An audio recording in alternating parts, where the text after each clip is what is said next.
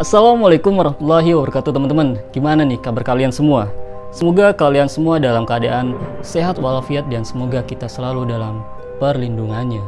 Balik lagi bersama saya Raja dan selamat datang di Horror Stuff.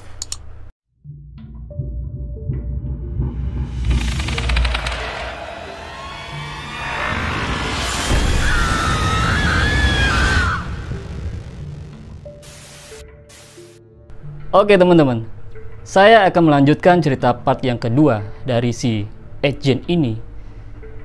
Sebelum video ini saya lanjut, bagi teman-teman yang belum subscribe channel ini, langsung aja yuk di subscribe channel ini ya. Dan jangan lupa juga untuk tekan tombol loncengnya, agar teman-teman tidak ketinggalan cerita-cerita horor selanjutnya. Dan juga nantinya saya lebih semangat lagi nih untuk membuat kontennya. Penasaran dengan kisahnya? Tonton terus videonya sampai habis. Tanpa menunggu lama-lama lagi, langsung saja, ini dia kisahnya. Pada pagi hari, tanggal 16 November tahun 1957, pemilik toko perkakas Plainfield, Bernice Worden, menghilang. Seorang warga Plainfield melaporkan bahwa truk toko perkakas itu telah diusir dari belakang gedung sekitar jam 9.30 pagi. Toko perkakas itu ditutup sepanjang hari. Beberapa warga setempat maklum karena saat itu sedang musim berburu rusa. Putra Bernice Worden, Deputi Sheriff Frank Worden, masuk ke toko sekitar jam 5 sore. Dia menemukan mesin kasir toko dalam keadaan terbuka dan ada noda darah di lantai. Frank Worden mengatakan kepada penyelidik bahwa agent telah berada di toko malam sebelum ibunya menghilang dan bahwa Jane akan kembali keesokan paginya untuk membeli 1 galon anti beku. Slip penjualan untuk 1 galon anti beku adalah slip penjualan terakhir yang ditulis oleh Worden pada pagi hari dia menghilang. Hari yang sama, Jane ditangkap di sebuah toko kelontong West Plainfield dan Sheriff Foxhara County menggeledah pertanian Jane. Seorang deputi Sheriff Foxhara County menemukan potongan tubuh Worden yang telah dipenggal di sebuah gudang di lahan pertanian milik Jane. Digantung dengan posisi terbalik, kakinya di atas dan pergelangan tangannya diikat tali. Batang tubuhnya berpakaian seperti rusa. Dia telah ditembak dengan senapan kaliber 22 dan dimutilasi setelah meninggal. Sewaktu rumahnya digeledah, pihak berwajib menemukan potongan tulang dan bagian tubuh manusia yang masih utuh. Keranjang sampah yang terbuat dari kulit manusia yang dipakai menutupi beberapa kursi, tengkorak manusia di tiang-tiang ranjang, tengkorak perempuan, beberapa ada bekas digergaji, mangkuk yang terbuat dari tengkorak kepala manusia, korset yang terbuat dari batang tubuh wanita yang sudah dikuliti dari bahu hingga pinggang, legging terbuat dari kulit kaki manusia, masker yang terbuat dari kulit kepala wanita, masker wajah Mary Hogan di dalam kantong kertas, tengkorak Mary Hogan di dalam sebuah kotak, seluruh kepala Bernice Worden dalam karung goni, jantung Bernice Worden di dalam kantong plastik di depan kompor yang terbentuk seperti perut buncit, 9 vulva dalam kotak sepatu, pakaian seorang gadis muda dan vulva 2 orang wanita yang diperkirakan berusia sekitar 15 tahun. Ikat pinggang yang terbuat dari payudara perempuan. 4 hidung. Sepasang bibir pada tali penarik gorden jendela. Penutup lampu terbuat dari kulit wajah manusia. Kuku-kuku jari tangan wanita. Artefak-artefak ini difoto di Laboratorium Kejahatan Negara dan kemudian dihancurkan. Ketika diinterogasi, Jane mengatakan kepada penyidik bahwa antara tahun 1947 sampai 1952, ia telah 40 kali mengunjungi 3 kuburan lokal pada malam hari untuk menggali kembali mayat-mayat yang baru dikuburkan. Pada saat melakukan itu, ia merasa dalam keadaan seperti orang linglung. Sekitar 30 kali dari kunjungan itu, ia mengatakan dalam keadaan orang seperti orang linglung ketika berada dalam kuburan.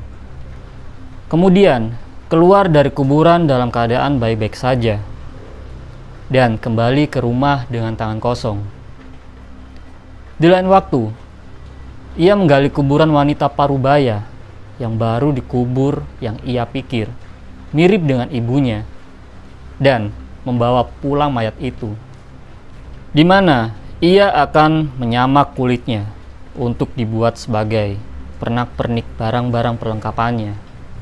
Jane mengaku telah membongkar dan merampok 9 kuburan di berbagai tempat pemakaman lokal, dan ia menunjukkan lokasi-lokasinya kepada para penyidik. Alan Wilimovsky dari Laboratorium Kejahatan Negara ikut serta ketika membongkar makam yang telah diidentifikasikan sendiri oleh Jane. Guna menguji kebenarannya, peti mati itu ada di dalam kotak kayu. Papan-papan atas posisinya melintang atau tidak memanjang. Bagian atas kotak berada di kedalaman sekitar 2 kaki atau 60 cm di bawah permukaan tanah yang berpasir. Rupanya, Jane telah merampok makam tersebut. Sementara proses penguburannya sendiri belum sepenuhnya selesai. Selain itu, pengujian membongkar 3 makam ini dilakukan karena pihak berwajib meragukan Ed sanggup menggali makam seorang diri hanya dalam waktu semalam. Di sana ternyata ditemukan sesuai seperti apa yang digambarkan Ed. 2 makam yang digali ditemukan dalam keadaan sudah kosong. 1 makam ada linggis yang tertinggal di posisi mayat biasanya diletakkan. Dan 1 makam lagi, sebagian tubuh mayatnya sudah menghilang. Tetapi, Jane telah mengembalikan beberapa bagian tubuh yang hilang itu, termasuk cincinnya. Dengan demikian, fakta-fakta ini menguatkan pengakuan Jane. Setelah kematian ibunya, Jane segera mulai membuat baju wanita, sehingga dia seakan-akan menjadi ibunya. Supaya benar-benar bisa merayap di dalam kulit ibunya, Jane membantah berhubungan seks dengan tubuh mayat yang ia gali. Ia menjelaskan, mereka baunya sangat terlalu busuk. Selama diinterogasi oleh Laboratorium Kejahatan Negara, Jane juga mengakui telah menembak mati Mary Hogan, seorang pemilik kedai minuman yang hilang sejak tahun 1954. Yang kepalanya ditemukan di rumahnya. Tetapi, ia kemudian menolak ketika diminta untuk mengingat kembali kematiannya secara detail. Seorang pemuda berusia 16 tahun yang orang tuanya adalah teman Jane dan yang pernah nonton pertandingan bola serta film bersamanya, melaporkan bahwa Jane menyimpan kepala yang diciutkan di rumahnya, yang oleh Jane dijelaskan sebagai relikui dari Filipina yang dikirim oleh sepupunya ketika sedang berdinas di sana. Sebagai relikui dari Filipina yang dikirim oleh sepupunya ketika sedang berdinas di sana selama Perang Dunia Kedua. Setelah diselidiki oleh polisi, ternyata itu adalah kulit wajah manusia yang dengan hati-hati dikupas dari mayat dan digunakan oleh Jane sebagai topeng. Jane juga dianggap sebagai tersangka dalam beberapa kasus lain yang tidak terpecahkan di Wisconsin, termasuk hilangnya Evelyn Hadley pada tahun 1953, seorang babysitter di La Crosse. Saat ditanyai oleh Sheriff O'Hara County, Art Skelly, dilaporkan menyerang Jane dengan membenturkan kepala dan wajahnya ke tembok. Akibatnya, pengakuan awal Jane tidak dapat diterima. Skelly meninggal karena gagal jantung pada usia 43 tahun 1968. Sebelum persidangan Jane, orang-orang yang kenal dengan Skelly banyak mengatakan dia trauma dengan kengerian kejahatan yang telah dilakukan oleh Jane. Dan ini bersama dengan ketakutan harus bersaksi, terutama tentang penyerangannya terhadap Jane yang menjadi penyebab kematiannya. Salah satu temannya berkata, dia adalah korban Jane seperti dia telah membantainya. Pada tanggal 21 November tahun 1957, Jane didakwa atas pembunuhan tingkat pertama di pengadilan O'Hara County, di mana ia mengaku tidak bersalah dengan alasan tidak waras. Jane didiagnosis menderita skizofrenia dan secara mental tidak kompeten, sehingga tidak layak untuk diadili. Dia dikirim ke rumah sakit jiwa bagi para kriminal, Central State Hospital for the Criminally Insane, sekarang bernama Dodge Correctional Institution, dengan fasilitas keamanan maksimum di Waupun, Wisconsin. Setelah itu dipindahkan ke Mendota State Hospital di Madison, Wisconsin. Pada tahun 1968, dokter menyatakan Jane mampu secara mental berunding dengan pengacara dan berpartisipasi dalam pembelaannya. Persidangan dimulai pada tanggal 7 November tahun 1968 dan berlangsung selama seminggu. Seorang psikiater bersaksi bahwa Jane mengatakan kepadanya bahwa dia tidak tahu apakah pembunuhan Bernice Worden disengaja atau tidak. Jane mengatakan kepadanya bahwa ketika dia sedang memeriksa senapan di toko Worden, senapan itu tiba-tiba meletus dan menewaskan Worden. Jane bersaksi bahwa ketika sedang mencoba untuk mengisi sebutir peluru ke dalam senapan itu, tiba-tiba senapan itu meletus dengan sendirinya. Dia mengatakan dia tidak mengarahkan senapan itu ke Worden dan tidak ingat apapun yang terjadi pagi itu. Atas permintaan tim pembela, persidangan Jane diadakan tanpa menghadirkan juri. Persidangan dipimpin oleh Hakim Robert H. Goldmer.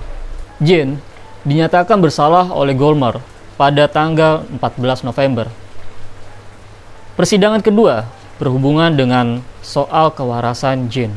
Setelah kesaksian oleh dokter untuk tim jaksa penuntut dan tim pembela, Goldmer memutuskan bahwa Jane tidak bersalah karena tidak waras dan memerintahkannya menjalani perawatan di rumah sakit jiwa bagi para kriminal, Central State Hospital for the Criminally Insane.